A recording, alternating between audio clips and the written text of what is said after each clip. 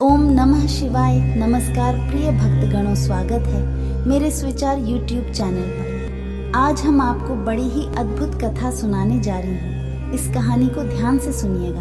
अगर आप यह कहानी सुन रहे हैं तो पूरा सुनिए। इस कथा को आधा अधूरा छोड़कर जाने की गलती मत करिएगा, क्योंकि इस पवित्र कथा को पूरा सुनने से मनचाहा फल की प्राप्ति होगी। इसलिए इस कथा को पूरा सुने। आप शिव भक्त हैं तो भोलेनाथ का अनादर ना करें। भगवान शिव कहते, अबॉर्शन या गर्भपात एक ऐसी स्थिति है जिसका फैसला महिला किसी मजबूरी के तहत लेती है। कई बार वे अपनी इच्छा से भी इस निर्णय तक पहुंचती है। ज्योतिष विद्वान कहते हैं, कुंडली में ग्रहों की चाल भी महिला के गर्भपात का बड़ा कारण हो सकती है। ज्योतिष गणना और ग्रहों की स्थिति व्यक्ति के जीवन के हर पहलू पर अपना प्रभाव रखती है।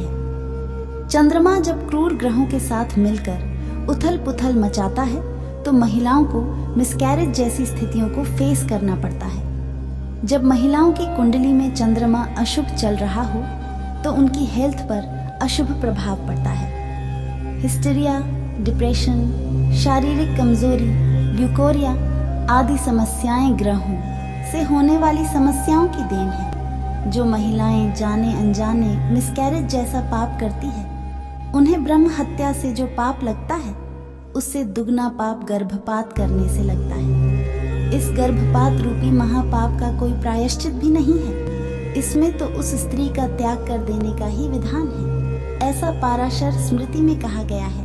मनुस्मृति में बताया गया है, यदि अन्न पर गर्भपात करने वाले की दृष्टि भी पड़ जाए तो वह अन्न खाने लायक नहीं रहता। गर्भस्थ शिशु को अनेक जन्मों का ज्ञान होता है, इसलिए श्रीमद् भागवत में उसको ऋषि ज्ञानी कहा गया है। अत उसकी हत्या से बढ़कर और क्या पाप होगा। भोलेनाथ कहते, संसार का कोई भी श्रेष्ठ धर्म गर्भपात को समर्थन नहीं देता और न ही दे सकता है, क्योंकि यह कार्य मनुष्यता के विरुद्ध है।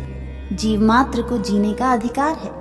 उसको गर्भ में ही नष्ट करके उसके अधिकार को छीनना महापाप है। महादेव जी कहते हैं, गर्भ में बालक निर्बल और असहाय अवस्था में रहता है। वह अपने बचाव का कोई उपाय भी नहीं कर सकता तथा अपनी हत्या का प्रतिकार भी नहीं कर सकता।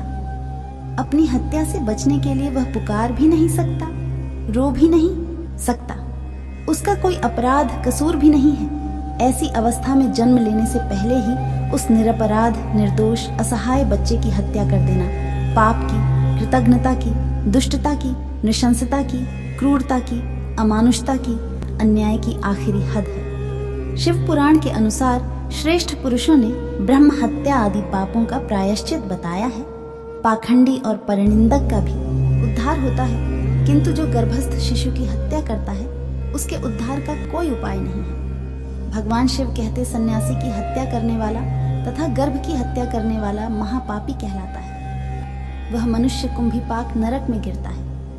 फिर 1000 जन्म गीध, 100 जन्म सुअर, 7 जन्म कौआ और 7 जन्म सर्प होता है। फिर 60,000 वर्ष विष्ठा का कीड़ा होता है। फिर अनेक जन्मों में बैल होने के बाद कुष्ठ रोगी होता है। उम्मीद करती हूँ कि आप सभी को यह वीडियो अच्छी लगी होगी। अगर आप महादेव का सच्चे भक्त हैं तो चैनल को सब्सक्राइब करके वीडियो को लाइक करके कमेंट में हर हर महादेव लिख दीजिए।